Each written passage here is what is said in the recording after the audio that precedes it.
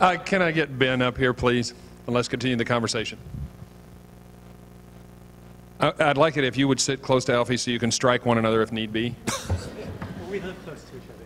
They live about a mile apart but had not met until recently, I think, when they were scheduled for this event. And so they got together to have coffee or something like that. What did you have, lunch? So I'm going to start with Alfie since Ben's working on his mic. Actually, go ahead. Could I so it was really interesting listening to the conversation. I had one idea. It might be a crazy idea, but I like sharing crazy ideas. Maybe they can be provocative. So there was the question of parenting and how do we learn how to parent, and then when the what ifs earlier in the day, somebody said, what if everyone had a child as a mentor? Exactly. And I realized at that moment that for parenting my kids birth through 5 years old, I had 100 mentors because I had worked in early childhood for a number of years. I knew I didn't know exactly what to do with my sons, but I had a pretty good idea of what it was like to be involved with 1-year-old, 2-year-old, 5-year-old. After they got older than that, I was like flying by the seat of my pants. I had no idea. When I teenagers, it's like, oh my goodness, But it would have been really helpful to, when they were 10, to have a 12 or 13-year-old come in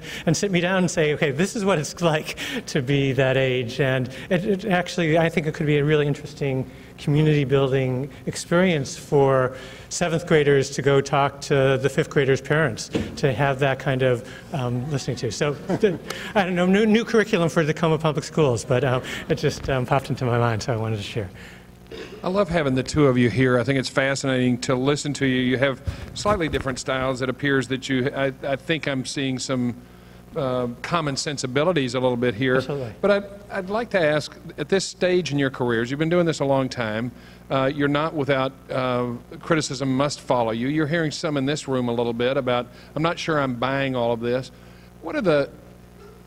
Looking back, what are the things you feel most profoundly about that are they're really true, that you think confront our average expectations in America about what the common wisdom, if you will, which is usually ill wisdom or lack of wisdom?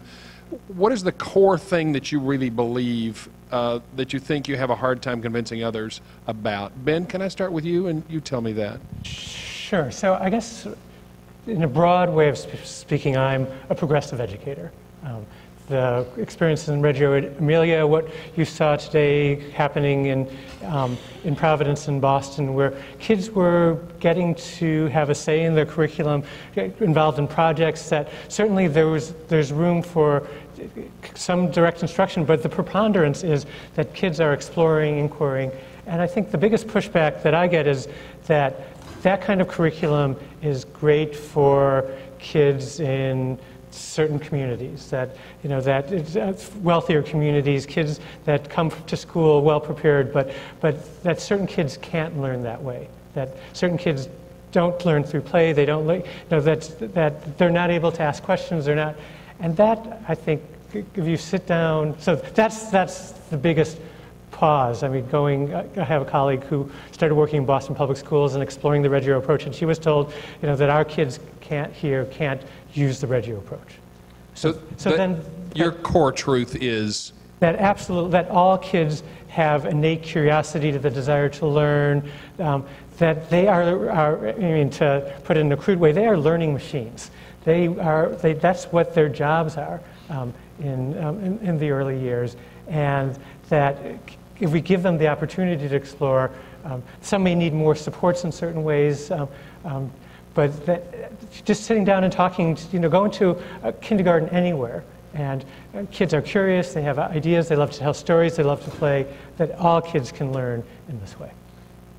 For you, Alfie, the core truth, the hard truth? The greatest barrier to moving ahead in these directions at home and at school has more to do with us than it has to do with the limitations of the kids we're working with. The challenge I get most commonly is some variation of, well, that sounds nice in theory, although I find the people who say that really don't even like the theory. But in the real world, if you haven't met my kids or my students, and therefore one has to continue with some variation on the status quo.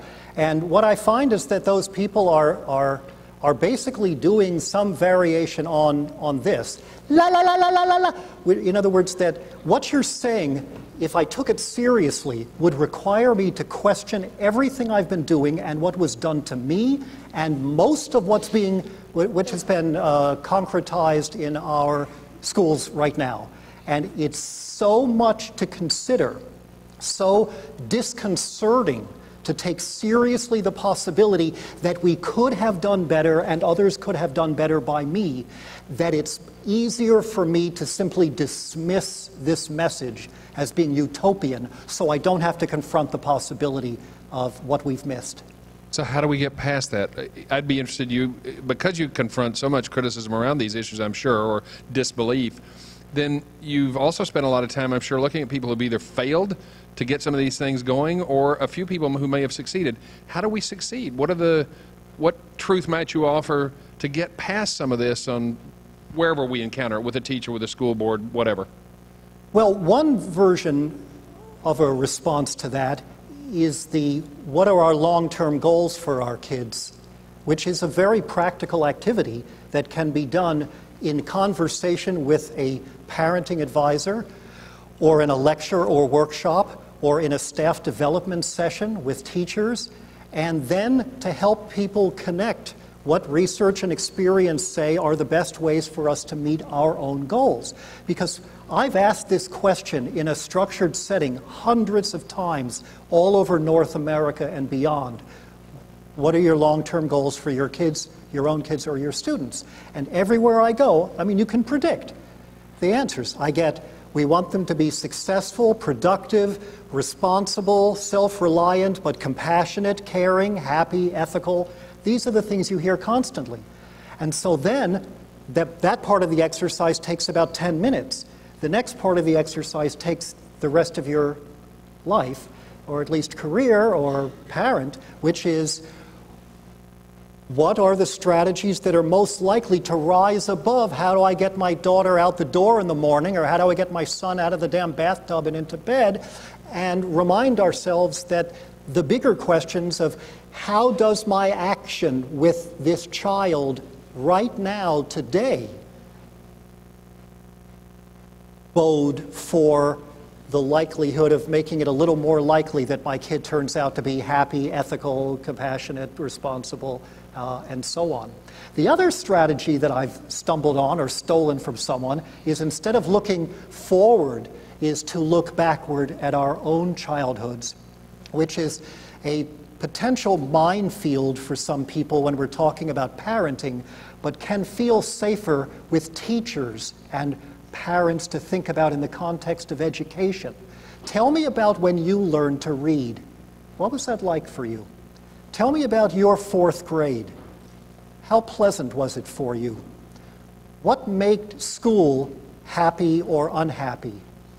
And then you hear stories, if you let people report out about their experiences, which tend to look very much like progressive education in its ingredients as the examples of when something went well and I loved school and was learning, where we got to make decisions as the students, or we got to learn together, not separately, let alone against one another, or we got outside of the classroom into the community, or we were doing stuff that mattered to us.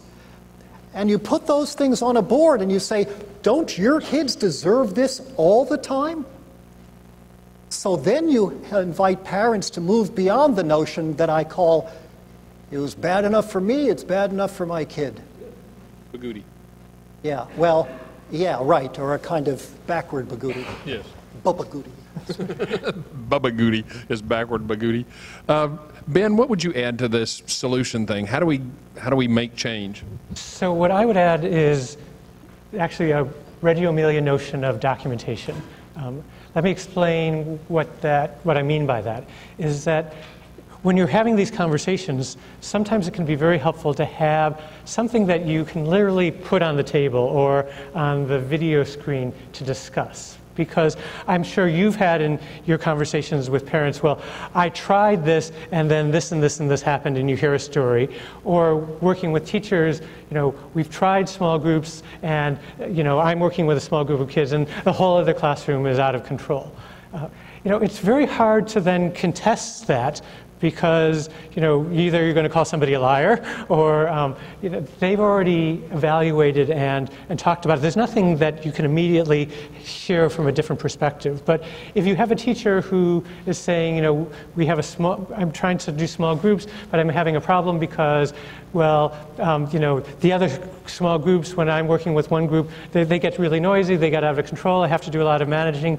But if you have a videotape of that classroom, then actually sometimes teachers just realize that they're only noticing the other groups when they are getting loud, because they're so focused on their groups. So the percentage of time that those groups are actually attending and doing what they're supposed to is much higher than they assume.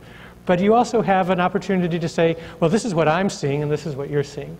Or to ask, what are the groups doing? Mm-hmm. If they're doing worksheets, of course they're acting out. That's not an argument for doing traditional instruction. It's an argument for doing a less traditional curriculum. Right. But underlying this and the need for documentation is inviting people to think of those problems that they're having, to the extent the documentation shows they're having them, as problems to be solved, not reasons to excuse going back to the status quo. Right. So it allows for that problem-solving interaction with people, yeah. Where does change occur? Does it occur with teachers? If you were going to attack some of these questions, sometimes I think about, do you go after Arnie Duncan and the Department of Education? Do you go at local school boards? Is it a teacher-by-teacher thing? What's the most efficacious way to make change? Well, wherever you are is a potential point of entry. There are many points of entry, but I'll mention one that I was thinking about during the what if segment of this morning. To a large extent, much of the problem that undermines the opportunity of kids to be taken seriously, especially in their learning, and to play, and to be whimsical, and to collaborate, comes from the corporate version of accountability-based school reform driven by standardized tests. But these standardized tests, the WASL and the new national ones coming down the pike, with the core curriculum that was dreamed up by the Gates Foundation. This stuff is not like the weather. Oh, crap, it's raining again. What do you want? You live in Tacoma, These are political decisions. The teachers up in Garfield High School in Seattle got together and said, we cannot in good conscience give out these tests, and we won't. You'll have to fire all of us. And now parents across the country are choosing the opt-out. If we want to show respect for kids and support a meaningful, engaging, learning agenda in children, we must not allow our children to go to school on the days that the tests are given. And we have to continue organizing at beauty parlors and supermarkets and birthday parties to bring more and more parents in until Arnie Duncan, who, by the way, I want to give him credit, is an excellent basketball player, until he finally looks at this situation and says, oh my God, what if we gave a test and no one came? And that's when we've taken our schools back. Ben, do you see it the same way? Are you at the same place that Alfie is on that question? So let me give you a slightly slant, but I think it's not just from a different perspective, but not disagreeing, is that one of the fundamental problems in the American education system, I feel, is a lack of trust. So, and that I think and the standardized tests just fuel that. But the teachers, for the most part, not in Tacoma public schools, but in most places, don't trust the principals. The principals don't trust the superintendent. The school board doesn't trust the superintendent. The city people don't trust the state people, and the federal people don't trust anyone. But I think what it really filters down in the most fundamental piece is then we're not trusting kids. We're not trusting kids to be motivated, active learners, that we have to use either the carrot or the stick to motivate them to do well in school. Teachers. Yeah, exactly, yeah. And the kids see their teachers, as Debbie Meyer points out, the kids see their teachers being mistrusted. That's built into it. They're being told, these adults are not professional educators. They're technicians carrying out an agenda which is now going national, one size fits all. So we have, I think you're right, it is to some extent about trust. And I guess I love what you said about you start where you're able to. So one place that I'm personally able to is I'm working with the Boston Public School Early Childhood Department. We have a new kindergarten curriculum. We've written it partly through input from teachers, but we don't see it just as an implementation problem. We see it as an organizing opportunity to bring the teachers along and say, this is our curriculum, Boston Public School teachers. This is something that we're doing together. And so the professional development that comes along with it isn't something that we're telling them, okay, this is what you're doing on day one, this is doing on day two. We're saying this is something that's an opportunity for you to work with your kids. Let's think together how we can best work with 5-year-olds, and let's get your feedback around it. That's really profound, Ben, for people who at the top or near the top of the hierarchy, not to see it as just an implementation problem. And I think you've said a lot there. Because now there's this sense of we've come up with this agenda unilaterally. How are we going to get these peons to develop a feeling of ownership so that they'll carry out our instructions? Yeah. As opposed to, wow, this is a teachable moment for adults, right? So, as you, many of us, some of us here are teachers or are deeply involved specifically in the education of children. Others of us come across children in other ways and interact with them. Give me some advice from your experience, and as you encounter the world, the things that you see that maybe are shocking to you, how would you suggest adults interact with children like outside the classroom or whatever, children who are not your own perhaps? What could we do to make that a better encounter, a better space, place, whatever? Either of you. So I think one of the biggest, a huge problem I think we might all agree is a sense of fear in America. I think that we're... Fear? Fear, yeah. That was my Midwestern accent that I get teased by my family. So I think that there's fear of kids, of these big people, adults, but I think there's also a fear of, if you were just at an airport and you were, you started interacting with the kids sitting next to you, waiting with their parents, you might get looked at kind of as odd, right? But the sense that to me is tragic, because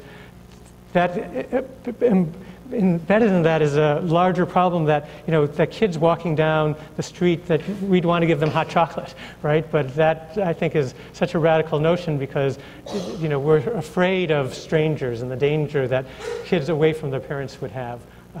So I don't know if I have a solution to that other than that just to say to ourselves that not to be so fearful, that, you might just talk to a young child, or that it would be okay for an adult that you had met to interact with your kid in public spaces would be actually something that would be nice, because you're part of a community that the adults, all the adults here, are caring and concerned about the kids here. Alfie, your thoughts on that? I don't know how we get there. I'm better at identifying what I think has gone wrong.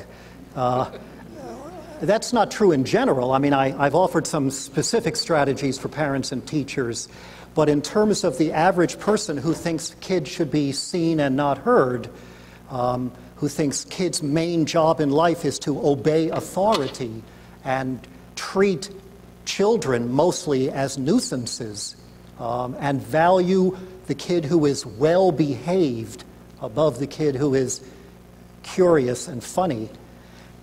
I don't know how you get at that, because I think I have some glimpse of the many and deep causes of that problem, and it may say a lot about them. Some people who were not treated well when they were children, this is a big fork in the road. They say, I resolve to treat children better than I was treated when I'm a grown-up. And people who take the other fork treat children pretty much the same way that they were treated. I mean, this is the same way that teachers act in classrooms, who are being manipulated and controlled and disrespected and second-guessed by administrators. Some of them turn around and use behavior modification plans you know, and marbles in a jar, and take away recess, or the constant good jobs for obedience. In other words, they're treating their kids the same way that they're rightfully complaining they themselves are being treated. And then there are other teachers who say, I'm a buffer. I'm going to absorb this noxious pressure from above so that I treat my students the way I wish they were treating me. So that's a kind of snapshot in time, vertically speaking, that maps onto this horizontal issue of treating kids the way you wish you had been raised versus the way you were raised. Ben? So, and I'm going to risk 300 people thinking that I'm pretty strange, but my own children think that You're I'm pretty strange. already there, Ben. Go ahead. Okay, yeah. So, you know, this is my briefcase, and hi, David, how are you doing today?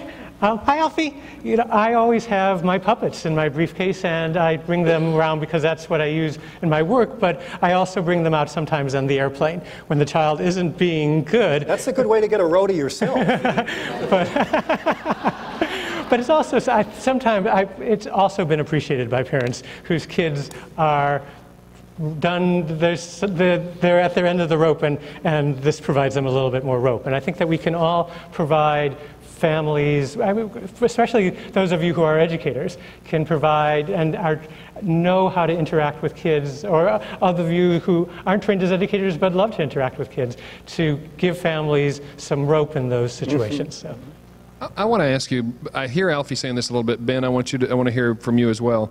We're talking about these, what might appear on the surface to be an obnoxious behavior, a control behavior. I want to control that.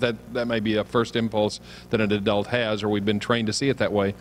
Talk about those as signals for, this is a chance for me to have a different interaction. That should be, I think I hear you saying, that's a good signal. We need to reinterpret that signal, and it needs to trigger a different response in us.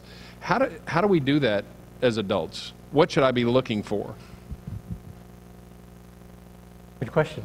So, well, I can start, and then I think hopefully I'll spur some ideas for you. I think that it's, Drew was talking about, I think Alfie talking about reinterpreting and recasting situations. So if a child is misbehaving, not being good, to then ask, what is the child trying to communicate here? What is the situation? I think that you ask that as a teacher, but I think you could also ask that as a parent, but also as an interested adult in a situation. So why is a child not acting good in the airport lobby? You know, and then I think that could be the starting point.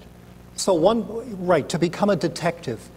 If a child doesn't know you well enough, or trust you enough, or isn't yet of an age or capacity to be able to explain my motives, his or her motives, then you have to become a detective and look for patterns to figure out what's really going on here. Because that's what you're getting at. Where's this coming from? Someday, if I'm known for one thing, I would like the following to be called Kohn's Law. Nobody has yet taken me up on this nomenclature, but Kohn's Law would be that resources for parents and teachers are valuable in inverse proportion to the number of times they contain the word behavior. So the more we are focused on behavior that you can see and measure, the less likely it is that we're going to understand the motives and the values and the reasons that underlie the behaviors. What made B.F. Skinner a behaviorist was not his use of reinforcers. It was his belief that if you can't see it and measure it, it basically doesn't exist. Every time we talk about dealing with a child's behavior, we're losing the child and writing the child out of the conversation by reducing the complexity to the stuff that's on the surface. And once you've done that, you have nothing in your toolbox except rewards and punishments, because that's the way you change behaviors. But if you're interested in engaging with the child as she is, then you're going to be moving beyond those doing to approaches, and you're going to be saying stuff like, how about this for a very practical phrase to use a lot when a kid acts in a way that's challenging? How can I help? A very different sort of question. I want to ask you before we close out this portion of it, what have we not talked about that you wish we had heard? Is there something that didn't get said, or was there something that particularly struck you in the course of the morning that you were most glad you heard? Either one, something missing or something that really struck you. Alfie, you had a I had the luxury of going last, so I managed to stick in the stuff I wanted to have heard earlier. But I was delighted by the seriousness with which the underlying issue I identified as respect for children was heard in each one of the lightning responses and in virtually all of the questions and responses from you today. And from, I think, and I don't say this often or lightly, but I think a very careful and thoughtfully planned morning that hopefully will lead people to think about where we go from here. So I've said more than my piece about this, and I'm delighted to say it in the context of a whole program that seems, from my perspective, to be focused on just the right kind of questions to ask about children. Ben. And maybe I take us back to where Pat had us start off at the very beginning, which is one's image of the child.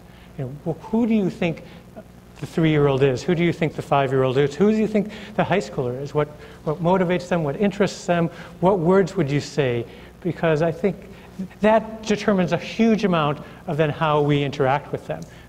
If we think of them as complex and capable and thoughtful, that's going to be very different than if we see them as sweet and young and small.